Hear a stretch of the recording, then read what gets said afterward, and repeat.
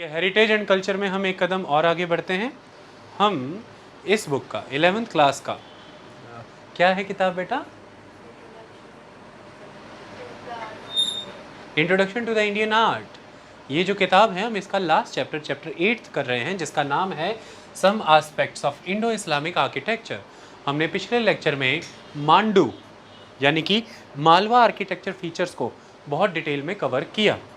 हमने अलग अलग इंफ्रास्ट्रक्चर डेवलपमेंट वहाँ पर देखे, अलग अलग, जैसे कि कौन कौन सा, हिंडोला महल, जहाज़ महल, रानी रूपमती का पेविलियन देखा था ना कैसा बना हुआ था। तो वो सारे इंफ्रास्ट्रक्चर डेवलपमेंट, उनके फीचर हमने अच्छे से कर लिए। आज हम थोड़ा आगे बढ़ रहे हैं। शुरुआत ताजमहल से होगी, भव्य ताजमहल। देखिए कहानी मोहब्बत की भी है और आर्किटेक्चरल मार्वल की भी है। ऐसा कहा जा सकता है कि जो लंबे समय से चल रहा एक प्रोसेस था, एक एवोल्यूशन था मुस्लिम आर्ट का, द इंडो इस्लामिक आर्ट का, उसका एपोजी या आप कह सकते हैं the pinnacle, the peak Taj Mahal है। मैं प्रमाणित करके दूंगा कि कैसे है। Okay, will see the beauty, we will discuss many things about Taj Mahal. तो कहानी मोहब्बत की है, मैंने पहले ही कहा था। देखिए एक शासक हुआ करते थे शाहजहां, नाम हुआ करता था खुर्रम, नाम था खुर्रम। एक फारसी नोबल हुआ करता था, एक पर्शियन नोबल, उसकी पोत्री, उसकी पोती हुआ करती थी अर्जुमन बानो बेगम। 1607 में उनके साथ संबंध जुड़वाया गया और 1612-13 में निकाह हो गया। किनका? खुर्रम का, अर्जुमन बानो बेगम के साथ। उनके इंटेलेक्ट, वाक्य शैली, भव्य खूबसूरती को देखते हुए शाहजहां को ऐसा लगा ये जो हमारा पैलेस है, उसमें जो हमारे अनुभव हैं, हमारा जीवन, म्यूजिक, इंटेलेक्ट, डिस्कशंस और वाइफ सबसे उत्कृष्ट और अद्भुत है। इस पूरे महल का नगीना है, the jewel of the palace, Mumtaz of the महल। तो दैट इज़ मुमताज़ महल, मुमताज़ अर्थात the jewel of the palace, तो नाम रखा मुमताज़ महल। इनकी दो महत्वपूर्ण और बीवियां भी हुआ करती थी, जिनमें से एक अकबराबादी महल हुआ करती थी और एक का मैं थोड़ा नाम भूल रहा हूँ, अकबराबादी महल और कैसे भूल सकते हैं, कंधारी महल। ओके, तो ये दो बीवियां और हुआ करती थी। महत्वपूर्ण बीवी मुमताज़ महल हुआ करती थी।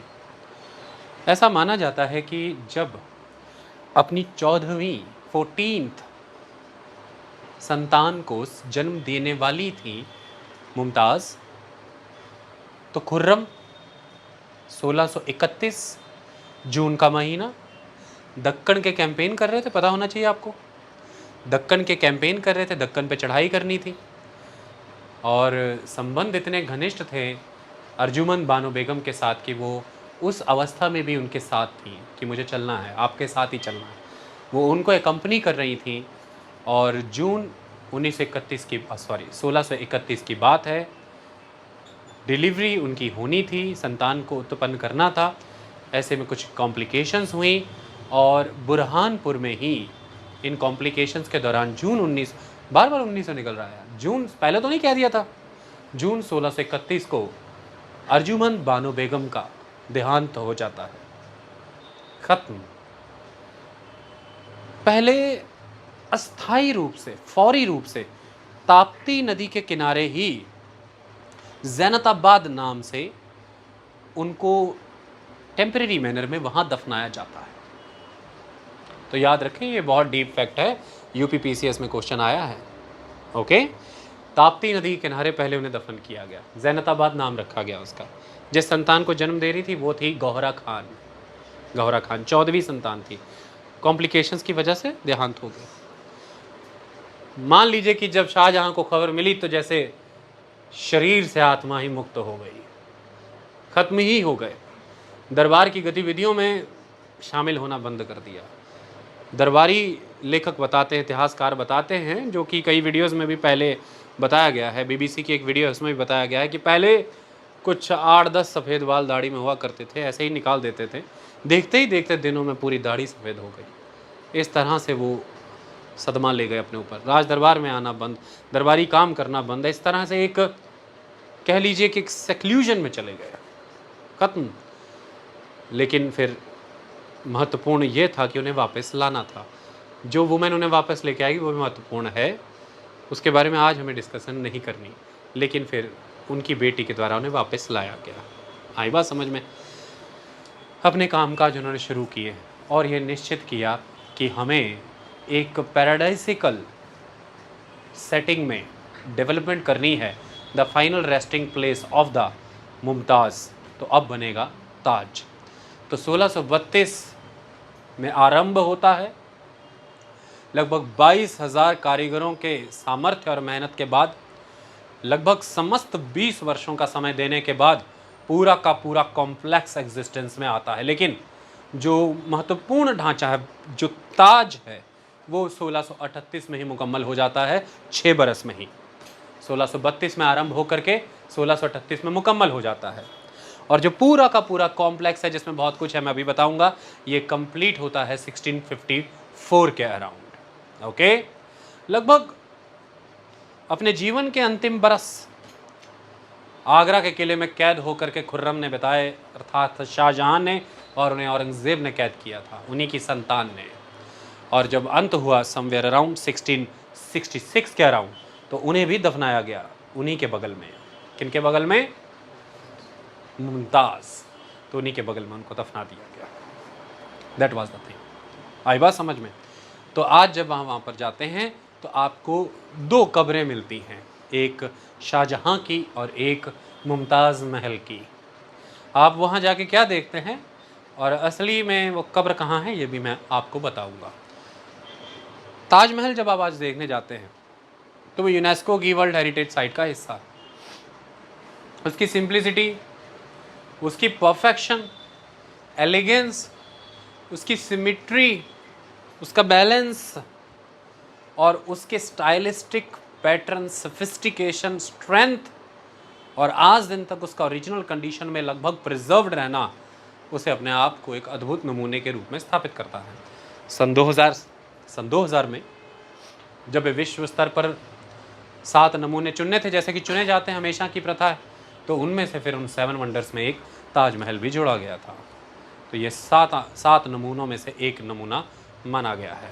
ओके, मैं पूरे ताज के विषय में आपको बताऊं, मैंने लिखा भी हुआ है यहाँ पर, उसके लिए मैं आज आपको एक वीडियो दिखाना चाहता हूँ। मैं बिना साउंड के वो वीडियो प्ले करूँगा, हमारा कैप्चर मेरे मोबाइल से उस वीडियो को देखेगा, यानी कि हमारा कैमरा। जिनके द्वारा भी वीडियो बनाएगी उनका नाम लेंगे हम, उनको उनका क्रेडिट देंगे, और उसमें मैं आपको चीज़ें पॉज कर करके दिखाऊंगा। मुझे सभी जगह से रिसर्च करने के बाद बेहतरीन वो वीडियो एक मिला है, जिसमें सिर्फ म्यूज़िक की बीट के ऊपर ताज को जो दिखाया गया है, अद्भुत है। शायद किन्हीं और वीडियो में वो ना हो सके, तो हम ताज यात्रा आरंभ करते हैं, शुरू करते हैं उस वीडियो के माध्यम से समझना और सीखना कि क्या बताया जाता है। देखिए, शुरुआत होती है, मैं ब्राइटनेस सेटल कर दूं पूरी, ताकि आप लोगों को कोई दिक्कत ना आ जाए।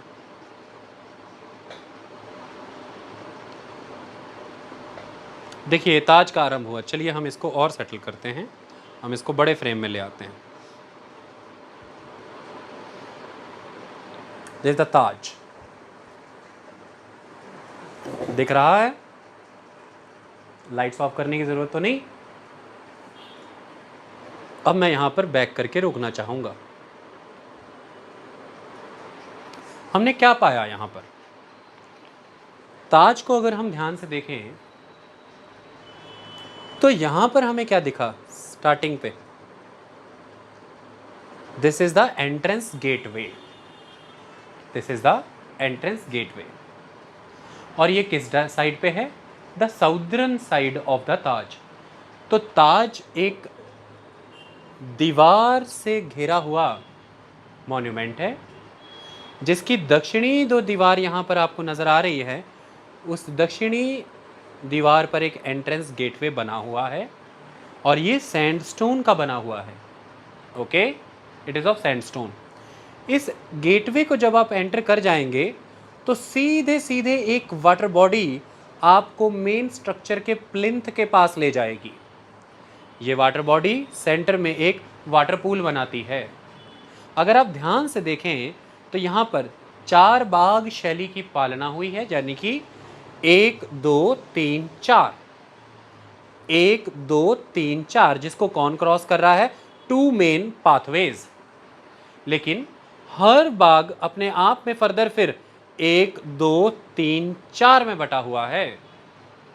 पहले ये 4 में है, फिर आगे 4 में, और ये सारे ही स्क्वायर होते हैं। 1 2 3 4 स्क्वायर, फिर हर में 1 2 3 4 स्क्वायर। पहले वालों को मेन पाथवे काट रहे हैं, दूसरे वालों को अंदर छोटी एक्सियल लाइंस काट रही हैं, और ये पूरा का पूरा इंटरस्पर्स्ड विद वाटर है। ये 4 बाग setting, the lush green carpet of the grass, lush green carpet of the grass, the red pathway and the main white marble building, ये किसको रिफ्लेक्ट किया गया है? On the earth, the paradise, and the ultimate blue sky line over the structure. तो that blue sky, white marble, that red pathway, that red sandstone boundary system and the water, the lush green grass carpet, ये भव्य रंग के colour प्रदान करता है ताज को। और ये सेटिंग जानबूझ के ऐसी रखी गई, इसलिए आपको कहीं भी अवरुद्ध पैदा करते हुए वृक्ष नहीं मिलेंगे। जो भी है वो कॉर्नर्स में ही रखे गए हैं। आप ताज को देखिए, ऊपर नीला गगन आपको नज़र आएगा। ओके, लेकिन यहाँ पर 4 बाग डेवलपमेंट सेटिंग से ये भटके हैं, और वो क्यों भटके हैं वो जानना जरूरी है। यहाँ पर आपने क्या देखा था? अगर आप अकबर के मकबरे को देखें सिकंदरा में, अगर आप हुमायूं के मकबरे को देखें दिल्ली में, अगर आप जहांगीर के मकबरे को देखें शाहदरा लाहौर में, और अगर आप बाबर के मकबरे की बात करें अफ़गानिस्तान के काबुल में, तो 2 मकबरे भारत के बाहर है, बाबर का काबुल अफ़गानिस्तान, जहांगीर शाहदरा लाहौर। लेकिन 2 मकबरे भारत में ही हैं, अकबर का और हुमायूं का। तो उसमें एक अंतर नज़र आता है। ऑलवेज कोशिश की गई है, हुमायूं का मकबरा ले लीजिए, अकबर का मकबरा ले लीजिए, या फिर जहांगीर का मकबरा ले लीजिए शाहदरा का, कोशिश ये हुई है कि ये जो पॉइंट है, ये जो पॉइंट है द सेंट्रल पॉइंट, यहाँ पर मेन बिल्डिंग बने। 4 बाग के सेंटर में मेन बिल्डिंग होनी चाहिए। यहाँ क्यों नहीं किया गया ऐसा? मेन बिल्डिंग कहाँ बनाई गई है? ये जो क्वाड्रीपैट्राइट सेटिंग है सारी, इसके बिल्कुल एंड पॉइंट पे, द नॉर्दर्न एंड। कहाँ बना है ताज? देखिए नॉर्दर्न एंड। इसका कारण क्या रहा होगा? इसका कारण रहा होगा इसे बिल्कुल पैराडाइज की तरह नेचुरल रिवर से प्रॉक्सिमिटी प्रोवाइड करना। तो that is exactly on the bank of the Yamuna, on the southern और the right bank of the Yamuna. Yamuna के दक्षिणी या दाहिने छोर पर आप कह सकते हैं कि ताज का निर्माण हुआ। ताज की ये इमारत यूं ही नहीं इस कोने पे बनाई गई, उसका कारण था। जब आप इस गेटवे से ताज को यहाँ देखते हैं, ये आपको कंप्लीट डेप्थ, डिस्टेंस और परसेप्शन देता है। आपको बिल्डिंग की फुल डेप्थ मिले, पूरा परसेप्शन मिले और एक डिस्टेंस मिले, इसलिए ताज को सेंटर में न रख के लास्ट पॉइंट पे रखा गया। और उसको और एक्सेंचुएट करने के लिए ताज के बिल्कुल सामने ये वाटर बॉडी डेवलप की गई है, जिसमें ताज का रिफ्लेक्शन मिलता है। That is also the mirroring effect in the development of the Taj Mahal, क्योंकि ताजमहल बायलेटरल बैलेंस मैकेनिज्म पर खड़ा है, जिसे हम बायलेटरल सिमेट्री कहते हैं। यानी कि ताज को अगर बिल्कुल सेंटर से आप काट दें तो राइट और लेफ्ट मिरर की तरह काम करता है, पूरा सेम है। That is the bilateral symmetry by having central structure in the main axial line, and that will create the mirror effect of the right side on the left, of the left side on the right, and that's why equally the Taj in front of that water body. Okay, the Taj, that Taj, the complete depth. ये सारी चीज़ें focus की गई हैं निर्माण कार्य में, इसलिए ताज भव्य है। ओके, अब हमें अंदर जाना चाहिए ताज के। कुछ इतिहासकार हैं वो कहते नहीं, ये आज भी सेंटर में है। कहते कैसे?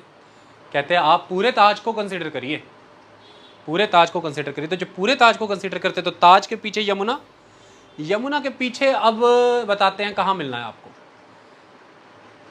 एक गाना है अभिषेक बच्चन का, बोलना हल्के हल्के, उसमें ताज के नाम पर उसे हुमायूं के मकबरे ले जाता है। वो कहता है आगरा ले जाने के पैसे नहीं थे इसलिए मैं ले आया। अभिषेक बच्चन है और प्रीति जिंटा है। कहती ठीक है कोई बात नहीं, मैं आज से मेरे लिए यही ताज है। कहता अगर तेरे लिए आज से यही ताज है तो फिर ताज भी जाएगी तू। नहीं, वो ऐसे परखते हैं माशूक आशिक, ऐसा करते हैं, ऐसा चलता है इनमें। तो कहता मन में सोचता, कहता फिर ताज भी जाएगी तू। तो फिर सो जाते रात को, कहीं ले आके सुला देता है। सुबह आँख जब खुलती है सामने ताज होता है। वो जिस लोकेशन से प्रीति जिंटा को ताज दिख रहा होता है वो लोकेशन क्या है? ताज उसे पीछे से दिख रहा है, दूर से कहीं से, बीच में यमुना आ रही है। तो ताज, ताज के पीछे यमुना, यमुना के पीछे मूनलाइट गार्डन है, मेहताब बाग। वो जिस प्लेटफॉर्म पे लेटे रहते हैं वो दोनों, जहाँ से ताज देख रहे होते हैं, और उसकी बाली के बीच में से ताज देखता है वो झुमका पहनाते हुए, वो मेहताब बाग है। ओके, जाएं कभी मेहताब बाग में, अंत नज़ारा। Okay, so that is a movie. एक तो फिल्में आईएएस के नज़रिए से जब देखोगे डेप्थ आएगी कंटेंट में, पर्सपेक्टिव आए। कब की देखी हुई है, सीन आज भी नहीं भूला, क्योंकि हेरिटेज एंड कल्चर के पर्सपेक्टिव से देखी थी।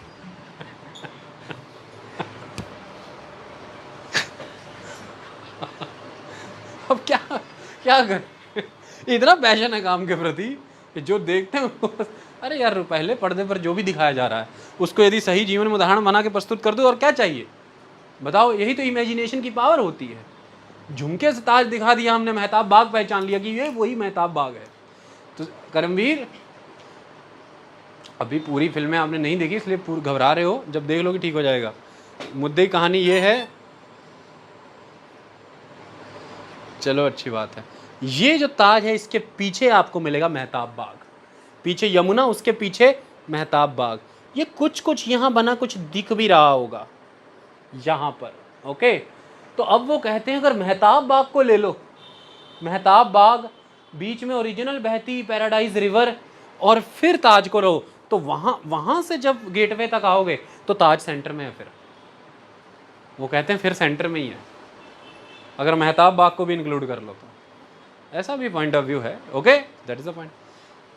वो जो जन्नत है ना सिम्मी, नदियाँ बह रही वहाँ पे, पानी की, दूध की, मदिरा की, शहद की, भिन्न भिन्न नदियाँ। आई बात समझ में? इस तरह की नदियों की जिक्र है वहाँ पे, 4 बाग, अलग अलग नदियाँ। इन सेटिंग्स में भी उसी का खेल है।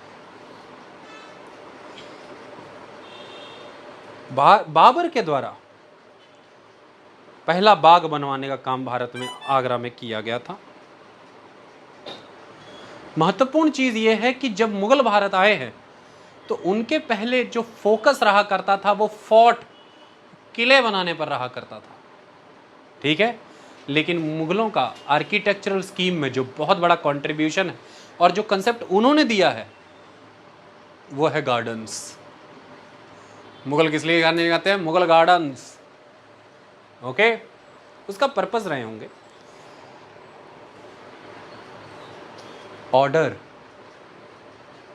क्या बताना चाहते हैं Mughal? That chaos, that fights, that quarrels, battles, order.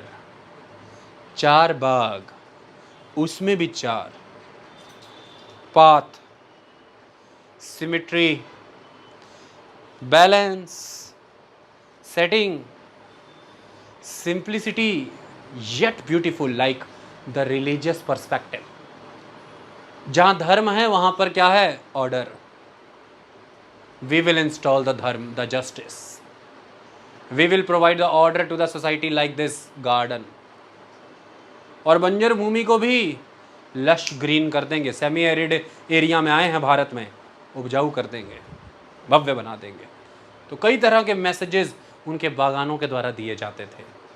भव्य बाग बने हैं उन सामानों में, और बागों के माध्यम से धीरे धीरे आगे आगे फिर उन बागों से कई तरह की बिल्डिंग्स आपने जोड़ दी, मस्जिदें जोड़ दी गई, मसोलियम्स मकबरे जोड़ दिए गए, और धीरे धीरे बाग कई पर्पसों से जाने लगे।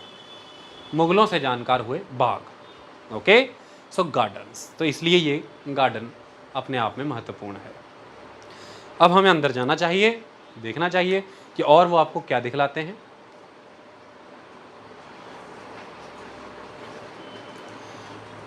ताज का एक दृश्य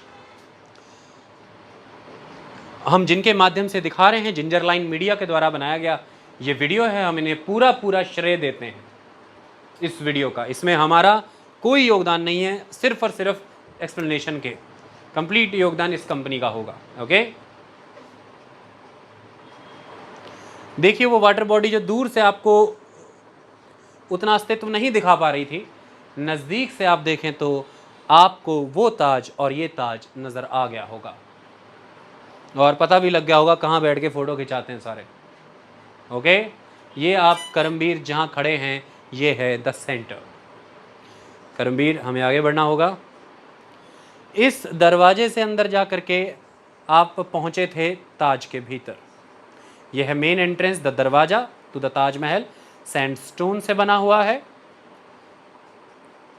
यहाँ से आप एंटर करते हैं, और मैं यहाँ पर रुकना चाहूँगा, एक जगह पर मैं रुकना चाहूँगा एक महत्वपूर्ण चीज़ दिखाने के लिए जो काफ़ी लोगों को नहीं पता रहती। Why there is bilateral symmetry? This is Taj.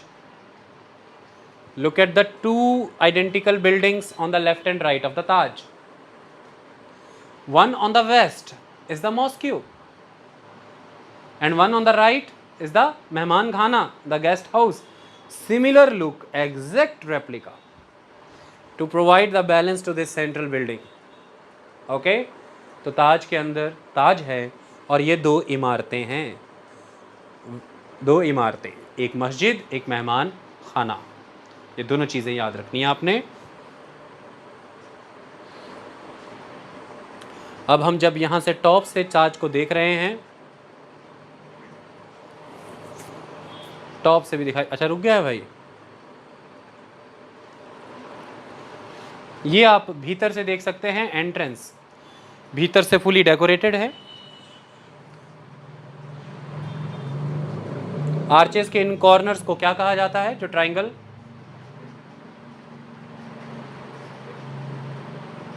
स्पिंड्रेल्स। Okay,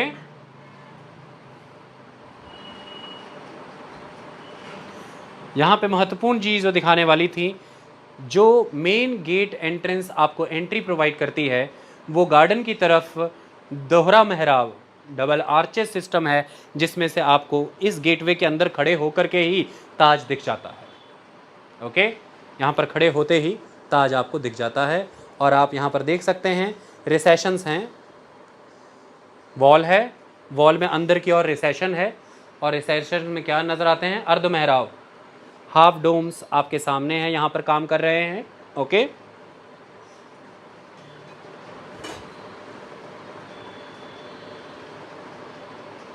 देखिए वो जिस आर्चेस की मैंने बात कर रहा था, उन्हीं से आपको सीधा ताज नज़र आता है। लुक एट दिस, इस तरह का दृश्य आपको पहले मिलता है, आप ताज को देखते हैं। डन।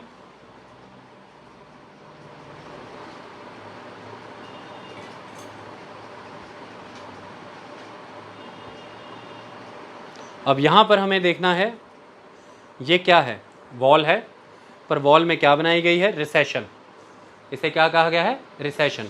अब इस रिसेशन की वजह से क्या आ रहा है, जब इस वॉल के ऊपर के हिस्से में है तो आपको क्या मिला, देयर इज़ प्लेन, लेकिन जैसे ही रिसेशन में आए तो there is shade, plain and shade.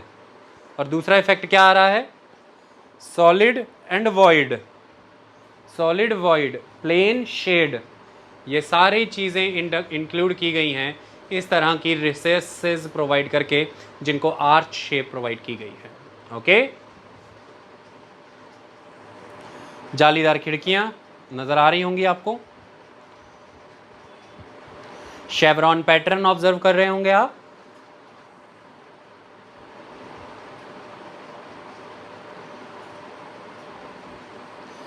1965 और 1971 के युद्ध के समय में ताज को ढकने का काम किया गया था। स्कैफोल्डिंग बनाई गई थी उसके आसपास ताकि बॉम्बर्स को गलतफहमी हो कि यहाँ पर ताज नहीं है।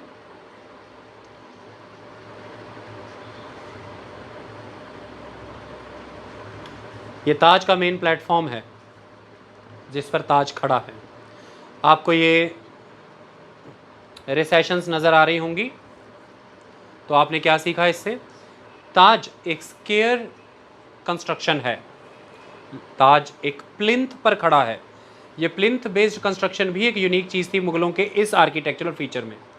उस प्लिंथ को आप रीच कर सकते हैं स्टेयर्स के माध्यम से, लेकिन सबसे बड़ी बात, एक स्क्वायर स्ट्रक्चर होते हुए भी आपने इसे ऑक्टेगनल शेप दे दी, क्योंकि जो इसके कॉर्नर्स हैं, इसकी साइड्स जो हैं, वो चैम्फर्ड हैं।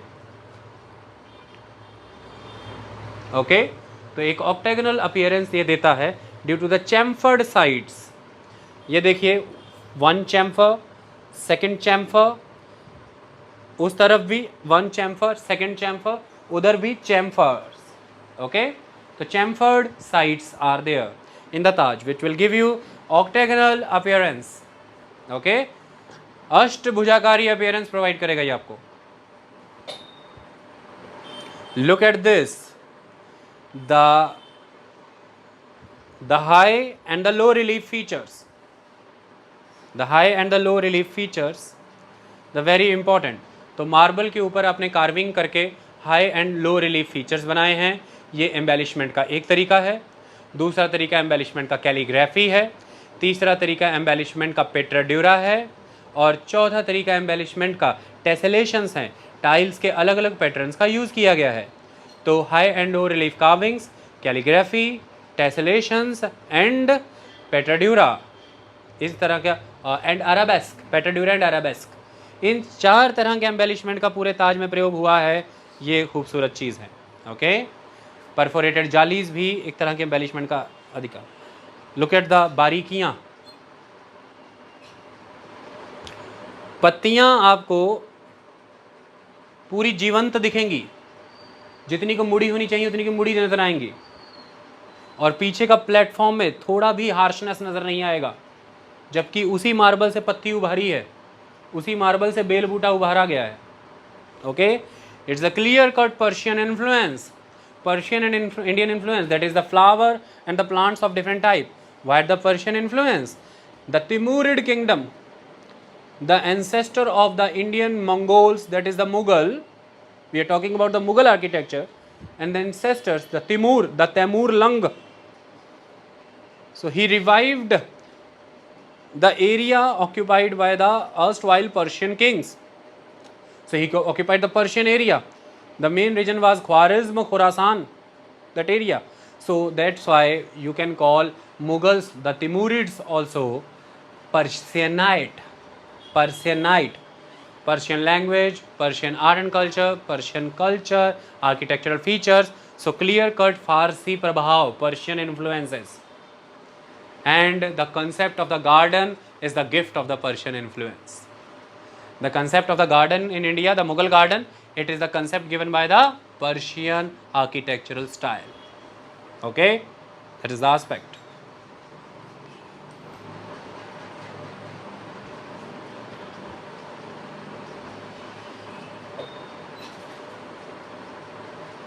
Petradura, clear cut Petradura, calligraphy, colorful stones, okay, lapis lazuli from Afghanistan, jade and silver from China, sapphire from Sri Lanka, jasper from Punjab, Makrana marble from Makrana in Rajasthan, and sandstone from Fatehpur Sikri. So from different areas, different stones, gems, precious gemstones. So कौन ने काम किया? The brick workers, the masons, brick workers, the inlayers,